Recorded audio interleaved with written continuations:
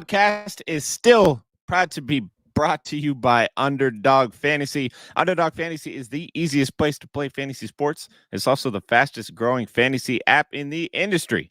Underdog is the best and easiest place to play fantasy sports. Sign up with promo code FAKEBASEBALL to claim your special pick plus first time deposit offer up to $250 in bonus cash. With their slick mobile app and user-friendly website, you'll have no problem jumping in and drafting your favorite best ball teams or playing those pick'em games. I love the higher lower stuff myself. If you follow sports even somewhat regularly, it is very easy for you to knock out some of those higher or lowers, especially when it comes to like higher lower than one hit for some of these guys. That can be fairly easy to spot. Easy way to make yourself some money. Double your play, double your fun. Sign up with promo code FAKEBASEBALL to claim your special pick plus first time deposit offer up to $250 in bonus cash. Pick them, watch them, win them. Must be 18 and over, 21 and over in select states, and present a state where Underdog Fantasy operates. Terms apply. Concerned with your play, call 1-800-GAMBLER or www.ncpgambling.org. Arizona 1-800 next step, or text next step to 53342. New York, call the 24/7 Hope line at 1-8778-HOPE-NY or text HOPE-NY to 467369. What is up, everybody? Welcome to episode 50. I had to do like some little sound effects, but I don't got a little sound effect board. So 50 of the Fake Baseball Podcast. We have made it. Boy, does it feel so good to be here. As always, it is Blake Meyer here with my man Dylan Lydell. Dylan, how are you doing today? Happy 50. That was fast. That was really fast. I'm doing good, man. I just put some tiger balm on my shoulder, my neck. I'm not sure what it is back here. Facts. It feels like we just started. Yeah. So, I just put some tiger balm on me. I'm feeling a little cool right now, but I'm ready to rock and roll, man. How are you doing? Same. And I'm good. I'm good. I'm real tired. I'm not gonna lie. I haven't slept worth a lick this week. And so I got off at the day job super early today and I took like a 2.5 hour nap. So I can't complain about a whole lot. And I got a fat raise at my day job today. Oh, so, hey now. We're having a good day over here in the Meyer household. You know what I'm saying? We don't get raises at my day job. And so to find out that not only we were getting raises and then see the number that I got added to my salary, I was like, are you fucking kidding me? And so it's a real good day over here. Yeah. Surprise money is my favorite kind of money. Mm-hmm.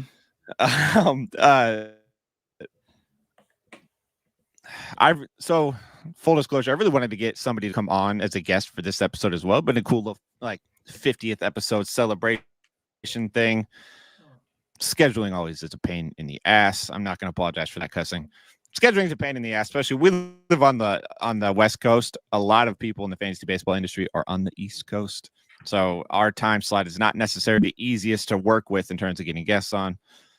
But you guys just got to deal with me and Dylan today, which I'm sure nobody is really that sad about. Next week, we have the guest episodes coming. Nick Pollock on Tuesday from Pitcher List, Mr. Pitcher List himself. And then Jolly Olive from John Boy Media and Talking Baseball. If you guys watch the Warehouse games, you've probably seen him in the Warehouse games as well. I know I watch all that stuff on TikTok. There we go. There he's everywhere. But today we're going to cover some risers and fallers in fantasy baseball ahead of week 8. We'll call it the stock report. Makes it sound a little more official. Some of the guys that we are keeping an eye on that we think are kind of trending up or trending down and that we think you guys should be paying attention to as well. So Dylan, just getting right into it. Who is numero uno on your stock report for this coming week? Yeah. Had a little bit of a scare coming into start number 2, but had a little bit of short notice hopping on today. Just a little bit of a scramble. First guy that came to mind for me was the hometown guy, Brian Wu. Even though his first start was shortened, didn't go too long in his second start. I think he's really looked awesome. He's looked fantastic. And anytime there's a chance to add a Mariners starting pitcher, you should go and do it. And I honestly think deep down he's more talented than Bryce Miller is. I would rather have Brian Wu the rest of the way than Bryce Miller. I think we've been pretty straightforward about that on this show. Um, Mm-hmm. and I think he should be available just coming off injured list. Who knows? But he's looked awesome in his first 2 starts. So yeah, I'm all the way back and in on Brian Wu. I love that call. I've been on Brian Wu all season, just like you. We were big on him coming into the season with how good we thought he could be. And I mean, he's been that good. He did have that scare in his first start back. I was at that game. And I mean, it was scary as hell for me in that moment because I forgot about that. they didn't really tell us in the crowd why he left. It was just he threw a pitch, and then next thing you know, you look up from your beer, and there's the entire lineup is on the mound with the trainers, and he just walked off with the trainers. And so it was a little nervous. Come to find out, he was just tight from that 4th inning. I think it was the 4th inning, taking so long. It was just the sit down. The offense was actually doing stuff. And I can attest to that too, because there was a moment where in that inning, I looked at Tyler and was like, "Damn, this inning's taking forever." Like they scored 5 runs, I think it was in the inning, but a lot of hit. Yeah, I was happy, drunk and happy. And so, yeah, it's no surprise that he tightened up. I guess he does kind of have a history of that too. If the Mariners have some of those longer innings, he has a tendency to tighten up. And then he came out and just threw an absolute gem in that last start too, against Kansas City. He went 5 1/3 innings, struck out 5, only walked 1, give up only 1 earned run and 3 hits. He looked great. And I like the fact that he's mixed up his pitch mix a little bit so far. That changeup is kind of taking over where his slider had before. His slider was not a very good pitch previously, and it's his least used pitch now. I'm not seeing the cutter on the pitch distribution for this season yet either. I found out. So he said that it was in spring training, like when Pitching Ninja went to Peoria and talked with all the Mariners starters. Yeah. Wu said that he doesn't actually have a cutter. His slider is a cutter. Okay. I mean, he throws it like 80, high 80s. 87 miles an hour. So he said a lot of people think it is kind of he said a lot of people think it's a slider, but it's actually a cutter. Okay. So when you look at Savant, it's just going to show up as a slider. But he's used that very minimally so far. But the changeup, changeup is bumped up to 10% usage rate, which is cool. And it's encouraging that he has yet to give up a barreled ball on the season as well. That's cool. Through 2 starts, to give up no barrels. Yeah. Mariners pitching staff is incredible. Their pitching coaches are wizards. Yep. So yeah, Wu is a great riser. Yeah. In terms and that's of they've gotten away with it, but that's the one thing that still kind of makes me a little bit nervous about Logan and Bryce still is their hard contact rates aren't great.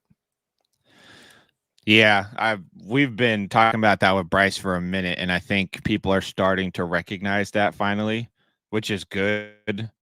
Logan is one to keep an eye on too, because he does have a tendency to get hit a little hard as well. Not historically as hard as Bryce Miller, but that's definitely something to keep an eye on, because you can only get hit hard for so long before it starts to do damage. Yeah.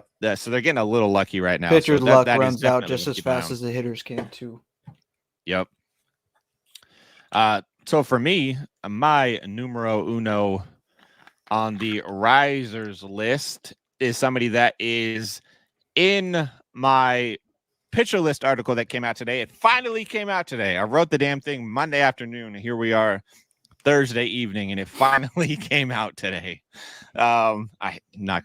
If any of my bosses at pitcher list are watching, I'm not talking bad, but I hate when that happens, because all the stats that were in that article are irrelevant now. There's 3 games worth of data added on to all that.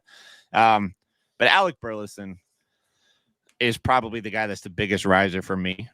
And he's one of those guys that's very widely available everywhere. He's going to be in my waiver wire article on Saturday for Fantasy Pros. He needs to be rostered more. The Cardinals are giving him a legitimate chance to play every day, and it's paying off. So far this year, he's hitting 280 with 10 extra base hits, even stole a base in 36 games so far. He's not going to drive in or score a ton of runs, but he has the ability to hit for a good.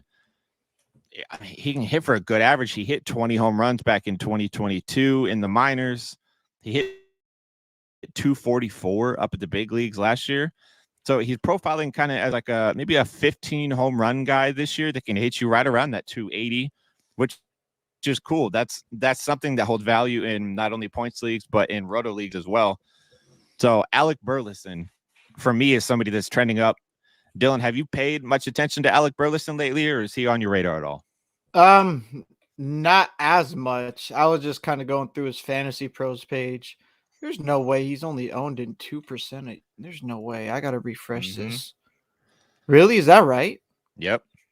Only nobody's 2. rostering him. Okay, and you just have all this positional versatility too. Like, yeah, why wouldn't you want that? I can get on board with it. 10 extra base hits too already. Savant page looking good. Not a whole lot of strikeouts. Good for points leagues. You can plug him anywhere you need to in the lineup, basically. Yeah, it kind of seems criminal that it's that low. I honestly refreshed the page because I thought it was a bug, but if that's the case, that's wild. But 2%, that's way too low. He's too good a player right now to be on that few of teams. Completely agree. And he's making great contact too. That's one of the things he's always been pretty good at. Zone contact and good contact overall. So it's good to see that it's finally paying off for him. I really like that. I think a lot of people need to be paying attention to Alec Burleson, especially in those deeper leagues. You mentioned that position versatility. That's huge. We love position versatility around here. That's my bread and butter. That's an automatic value booster right there, especially when you show that you can perform at the bat. So Alec Burleson, get in and that's crazy. Get him ahead of week. Dylan, who you got lined up next in your risers, Cat? We got Joey Ortiz of the Milwaukee Brewers. Insane K to walk ratio. Really disciplined hitter. I mean, and he's hitting 277, just hitting under 280. Already got 4 bombs. I don't know if that's really his game, but I mean, he's little man showing some pop already. Has had a really good last month. Yeah, so I didn't really know too much about Joey Ortiz and what he was going to provide for the Brewers, but really intrigued what he's put on the table the past month. So that's my second riser. Dude, that almost 15% walk rate is amazing. It's really good. And I mean, he's got 12 extra base hits in 37 games so far, which is a cool little number we like to see. I know he was a highly touted prospect for Baltimore at one point. I think he's one that came over in the whatever that trade was that just happened this last season. Nobody kill me for that. The Burns trade, yeah. He's one that came over in the Burns trade, and it's paying off well. I mean, last year in AAA, in 88 games, he hit 321 with 43 extra base hits in just 88 games. That's crazy. And he stole 11 bases. He has that kind of upside. And one of the biggest things that he's done is that contact. I feel like I hammer home contact so much on this lately that when you do stuff like this, like when you create baseball content, you're a writer, you do podcasts and all that, and you're constantly looking at numbers. For us, it feels like we're constantly saying the same things over and over. I realize that if you're new to the podcast, you've never heard me mention contact in your life. I got to get better at that. But I tend to shy away from saying it so much, and I need to stop doing that because his contact numbers have gone up. Hit last year in Baltimore, he was chasing almost 37% of his pitches. This year, just 24%. His zone contact rate has jumped up 5.5% to almost 92%. He's making 83% overall, and he has cut his swinging strike rate in half. It's just 6.7% right now. He's getting a good bat on the ball. He's got a little bit of pop. He's more of a doubles and triples guy than a home run guy. Yeah, I mean, yeah, having 4 bombs already, that's impressive. Yeah, we'd love to see that. And his expected batting average is only like 10 points higher than his regular average. So he's not really overperforming anything too much right now. I love the Joey Ortiz call by you. He was almost on my list. I didn't put him up there. I'm glad you put him up there because when I went a different direction with some of my choices, he just kind of kept sticking in the back of my mind. Like, I feel like he should be on this list. And I think he has some multi-position eligibility as well, Mr. Joey Ortiz. I mean, out in Milwaukee. I think if he's playing third base and second base, he should have so middle infield eligibility and third base. Yeah, and I think that's where I like him. Like in a league where you have like a middle infield spot, like in a 15-teamer, he's a starter for you at second or third base right now. In any other league, if you're rocking a middle infield spot, he makes a great middle infielder or corner infielder if you want to slide him into that corner infield slot too. But Joey Ortiz for the Milwaukee Brewers, get in there, add him. I think he's still pretty widely available right now too. So we're starting off with a few guys. I'll tell you where he's not available. Not available in that listener league, baby. Is he on your team right now? Mm-hmm. Yeah, I just picked him up a few days ago. You damn right. That was a good call because he's played. He keeps getting better each game that goes on too. So that was a great call. My next one is going to be a guy that's here for a good time, not a long time. It is Mr. Edmundo Sosa for the Philadelphia Phillies, another middle infielder. Trey Turner went down with an injury, which I'm going to be honest, that was one of the weirdest injury scenarios for me because he hurt his hamstring, I think it was. Yeah. And it didn't seem that serious. Like he just hurt it, like looked like he just tweaked it a little bit, came out of the game. And then right after the game, he was like, yeah, I'm going to be out 6 to 8 weeks. It's like right after the game was over. And it's like, first of all, how do you know that fast? And second of all, that didn't even seem that serious. It seemed like he's going to sit down for a couple games and he'll be cool. But Edmundo Sosa has been the name to fill in for him. And he's been productive. He was productive last year, too, in 104 games for Philly last year. He hit 251 with 27 extra base hits, stole 4 bases, which is cool. He didn't walk much last year. This year, in 18 games, essentially all since filling in for Mr. Trey Turner, he's hitting 313 with a dinger, 2 stolen bases, scored 12 runs, that's going to be his big thing this year. And his walk rate. He had a 2% walk rate last year. He has a 12% walk rate right now. In only 18 games, Edmundo Sosa has walked 1 less time than he walked in 104 games last year for Philadelphia. That's big. For a dude that's got a little bit of speed, not a lot of speed, but a little bit of speed, playing in a Phillies lineup that scores a ton of runs, getting on base more is huge. So I like Edmundo Sosa. The BABIP doesn't excite me. That's going to come down a little bit. Nobody carries a 452 BABIP for an extended period of time. But Dylan, how are you feeling about Edmundo Sosa, at least in the short term, while he fills in for Trey Turner? Because Trey's not the youngest player now. Hamstrings kind of have a mind of their own. So I don't know if I was actually all too surprised, like that they were being very cautious with the 6 to 8 week timeline. Philly, I think they know how talented of a team that they are, kind of understood where they were at in the season very early on. What's the point of risking anything long-term with Trey? I get it. So, who knows if Trey's going to be out longer than that, but for a short term, like he's being productive. He's got the speed to steal more bases, like you were saying. I don't think he's going to put up Trey Turner home run type numbers, but he should have the speed to at least get you the steals and runs scored, like you said. But hitting 313, anytime you get a guy filling in hitting above 300, you take that any day of the week. So yeah, I'm good with Sosa for the time being too. Good shortstops are kind of hard to come by. Joe G says Willie Castro or Joey Ortiz in Roto. I still got Willie Castro in Roto because I think they have the same home run cap. but Willie Castro can steal more bases. Willie Castro is probably going to steal like 25, 27 bases this year. So I like Castro a little more than Ortiz. But before we move on, I am going to run this for y'all real quick. Check this out.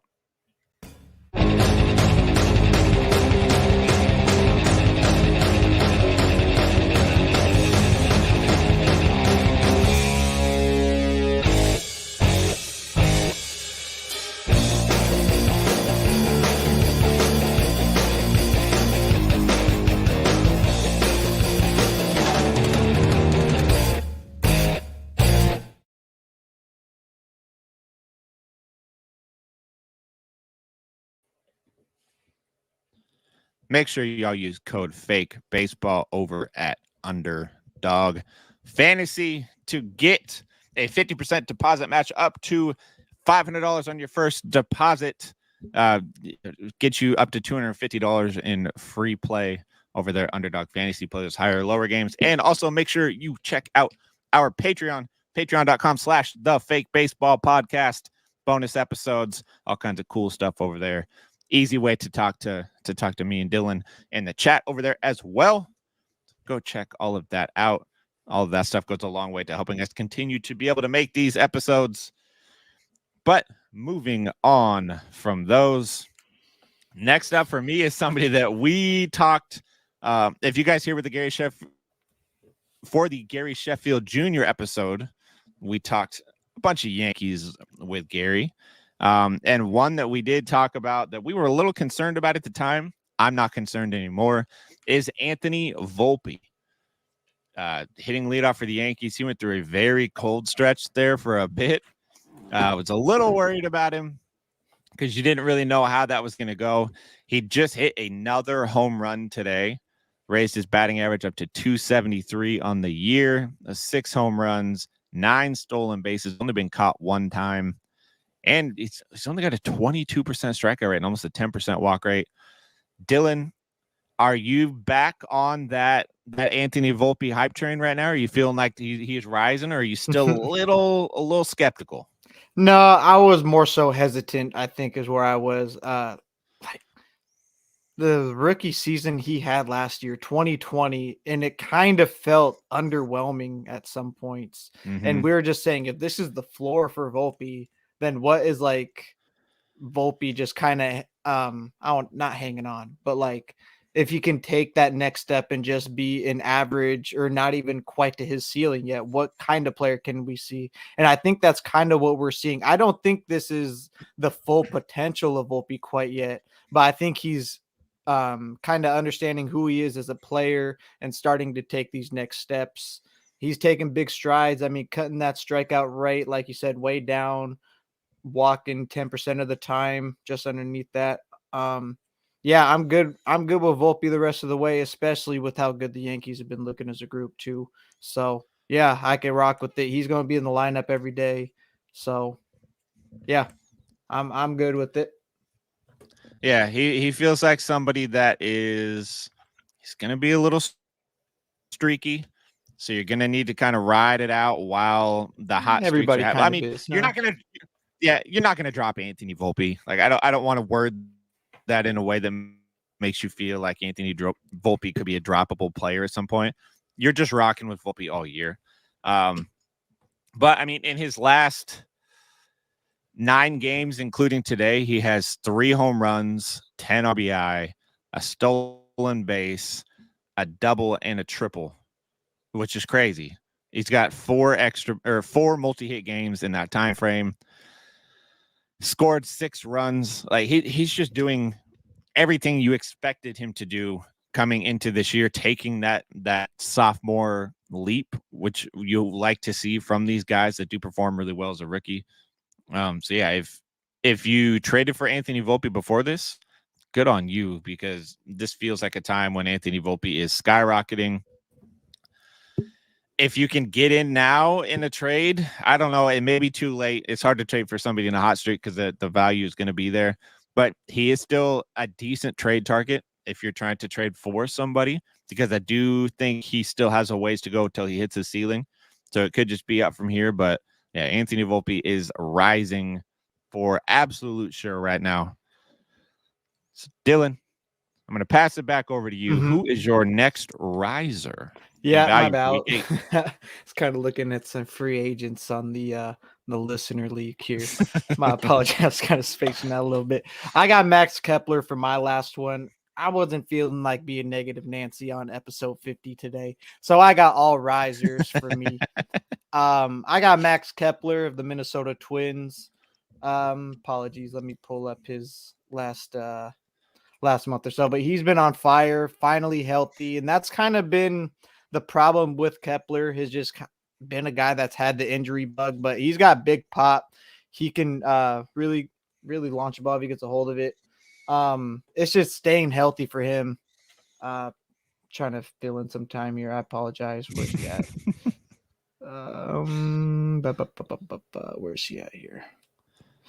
Sorry. What do you feel about Kepler as I'm pulling his last few weeks up? I like him. Coming into this season, he was big time on my radar. He was I'm trying to remember the stat, one of 3 players in baseball last year that had a barrel rate that was above, man, what was it? A double-digit barrel rate and a zone contact rate of 90% or better, which is very hard to do. It was like him and Mookie Betts were the guys that did that. So not a lot of people that have that kind of hitting ability. And he's playing in a Minnesota team that is scoring runs better than anybody in baseball right now. He does have platoon worries a little bit, but like not Right. crazy platoon worries. So 24 home runs last year, hit 260. He's trending right back towards that again this year. Mm-hmm. I love Max Kepler right now, dude. I love Max Kepler. 400 average the past month, 17 RBIs, 13 runs scored, 3 bombs. Who knows? There might have been more to sprinkle in there, but I mean, you take 400 any day of the week, obviously, but 17 RBI stands out too, and 13 runs for the big fella. All huge numbers, and I think he's pretty.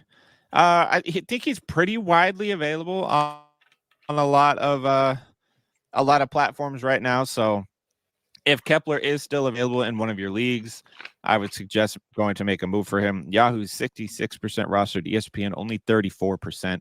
So there is some wiggle room there. You could probably still find him in your fair share of leagues.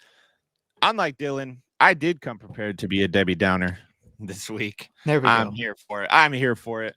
We got to do the yin and the yang. If we do some risers, I got to have a couple followers for you. One is going to be somebody that was literally just on my waiver wire article for Fantasy Pros last week. So no, I'm not fully giving up on him right now. I think he's falling back to earth a little bit, and that is Dairon Blanco for the Kansas City Royals. I know he's still an intriguing option because he does have the crazy speed. He has a low strikeout rate, which is cool. The problem is he is now sat in back-to-back games for Kansas City, and the biggest concern for Blanco was going to be his playing time. And so for him to now have sat in back-to-back games, that is when he becomes a faller for me. I'm not saying that you should drop him. He's not widely rostered, so he's still pretty available all over the place. But the problem is he was getting the playing time and the production was there, which was awesome. If Kansas City decides they don't want to give him that playing time, he becomes difficult to roster because the best ability is availability. And if you're not available to play in these games, you're not adding any value to a fantasy roster, which is what we're all here for. So it's difficult to trust a guy that has an unlimited ceiling, but a limited playing time value. So as far as week 8 is concerned, I'm hesitant on Blanco, and he is on my fallers list. Dylan, how do you feel about Blanco ahead of next week? I mean, yeah, like if we're talking about going into next week and he's already had a couple of starts off in a row, it's tough for me to get on board with that. mean, KC's been a real fun group this year too. A bunch of young guys. They've been playing good baseball. So they just maybe wanted to give more of their future a run, maybe. So I don't think Blanco's a guy like I'm really need to have on my team. There's other options for that. So yeah, I'm kind of on board with you there. I don't think there's anything that's really exciting to me or intriguing about Blanco right now. Yeah, if that'll change if he does start to get the playing time again. But if he's not going to get the playing time, I'm hesitant. Deeper leagues, you're probably still going to run him out there because you're not going to find much better on the waiver wire. I know a lot of people probably spend a good amount of fab on him, which at the time last Sunday was warranted.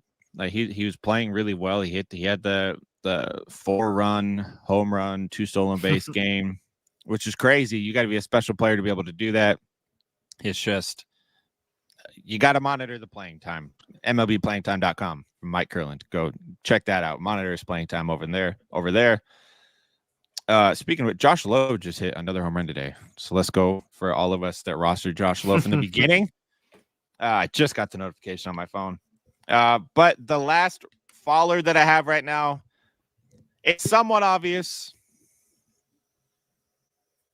But also, I feel I need to speak on it because I've been preaching his name for a while now. Keaton Winn for San Francisco. He just got absolutely torched for the 3rd game in a row. Granted, one was at Philly, one was at home against the Dodgers. Those are tough lineups to play against. But he got annihilated by the Rockies in Colorado, which sucks. Great ground ball pitcher. I have been writing about him and talking about him on the podcast for the last few weeks. Now he has the forearm tightness injury or issue, which has him on the IL, or probably will land him on the IL. They have him just day to day right now. And Bob Melvin said that it's pretty mild, but I'm still very nervous about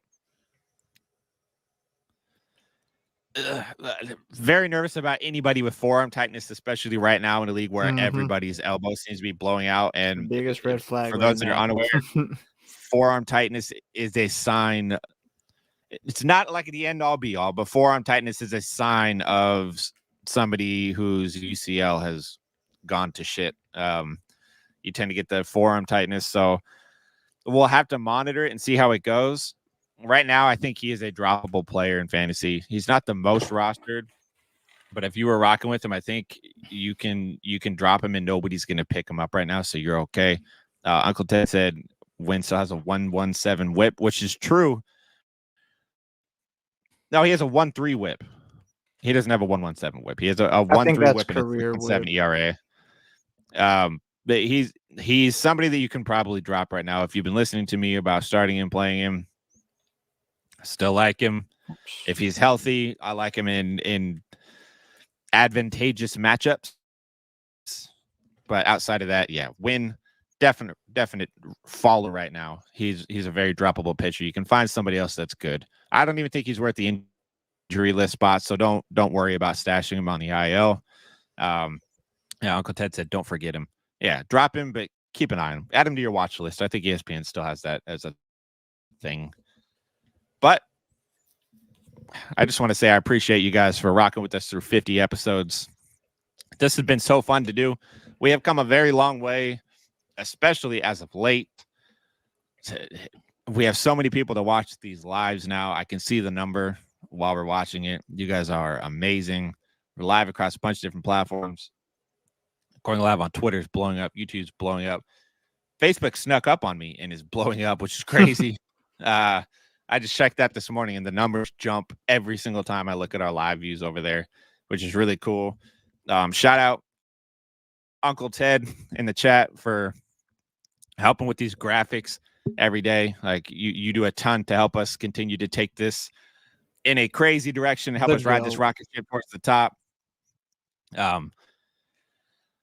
And everybody else that just checks these episodes out every day, whether you watch live or listen on the audio side of things, I love you guys. I really appreciate it. This is one of those dream come true moments. If you guys were with me when I had the old podcast, that didn't end so great.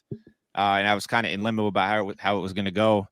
And so, Dylan, I'm very thankful for you for agreeing to do this podcast with me and showing up with me twice a week to do the damn thing. And we have now become bigger man. than Of course. the old podcast, which is crazy. We're doing the damn thing, dude. We're killing it right now. And we still got a long way to go. You guys are not getting rid of us anytime soon. We're going to keep racing towards the top. And I'm going to tell you guys right now, I'm going to nominate us for the FSWA podcast awards next year to see if we can get a little finalist nod or something for the podcast for 2024. So we'll see how it goes. But I appreciate you guys for checking us out. I hope we continue to help you guys win your leagues. Remember, do as we say, not as we do. My advice will always be great. My roster management of my own teams may not always be that great. But make sure you follow us on all of our socials at Fake Baseball Pod everywhere except for Twitter, where we are at Fake Baseball.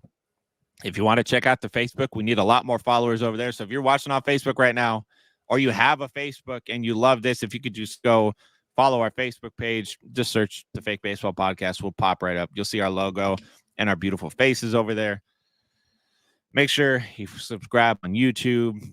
5-star ratings and reviews on all podcast platforms help a ton. And we will catch y'all next week with some guests. Thanks for checking out our 50th episode. This is crazy.